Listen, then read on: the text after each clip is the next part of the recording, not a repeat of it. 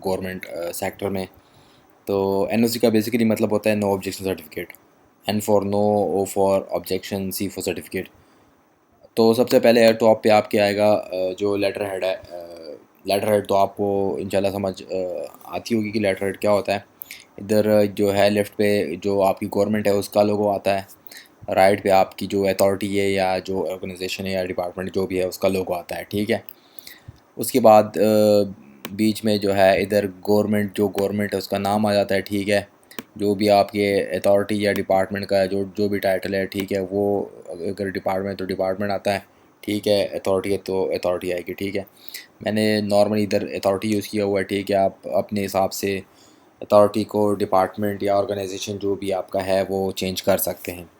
इसके बाद आपका आता है ये इधर आपका डिस्पैच नंबर आता है, ठीक है। NOC normally admin section issue करती है, तो इस वजह से एडमिन मैंने बीच में डाल दिया है कि आपको वाज़ेह रहे। तो डिस्पैच नंबर इधर आएगा, फिर उसके बाद आता है डेट आती है, ठीक है। जिस डेट पे आप NOC इशू कर रहे हैं तो उस वही डेट आएगी इधर। फिर आती है NOC की पार्ट, तो टॉप पे आएगा नो ऑब्जेक्शन सर्टिफिकेट, ठीक है।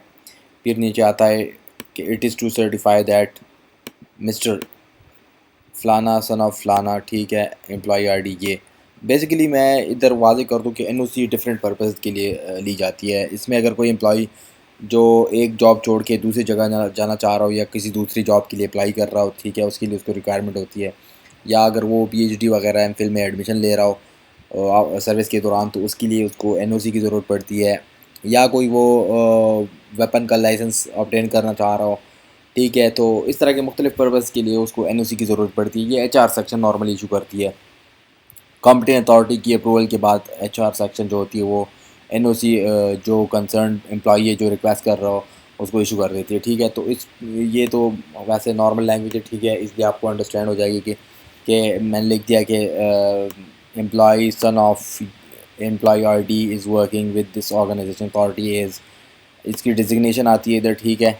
डिजिग्नेशन इधर आएगी आपकी। फिर सिंस कब से काम कर रहा है तो उसकी स्पेसिफिक डेट मेंशन होनी होगी, ठीक है, इधर। फिर उसके बाद he is regular and permanent employee of this organisation, ठीक है, ये आ जाएगा। फिर we have no objection if he join services at, ठीक है। अगर वो कोई दूसरा जिधर वो अप्लाई कर रहा है तो उधर की वो आएगी। अगर वो कोई हेल्थ डिपार्टमेंट में कर रहा है, ठीक है, फूड डिपार्टमेंट में कर रहा है, या कोई मिलिट्री सर्विस ज्वाइन कर रहा है, जो भी कर रहा है, ठीक है। आफ्टर सिलेक्शन एज जो भी जिस पोस्ट के लिए उसने अप्लाई किया हुआ, ठीक है।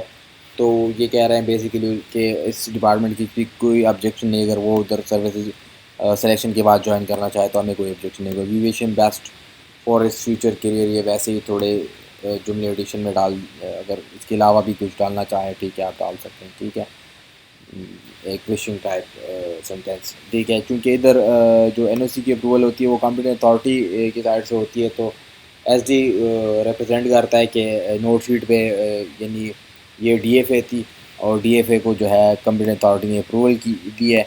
तो उसके बाद जो है इसके PS या PSO टू कॉम्पिटेंट अथॉरिटी, जो कि DG मैंने लिखा हुआ है, इधर SO भी हो सकता है, जो भी होता है कंसर्न डिपार्टमेंट का वो आ सकता है, ठीक है।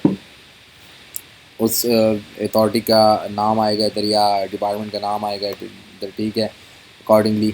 फिर नीचे जो है HR सेक्शन जो इशू करती है, तो अगर AD HR हो आपका या HR ऑफिसर हो या जो भी HR का हेड हो आपका, वो आएगा इधर, उसका साइन आएगा, ठीक है।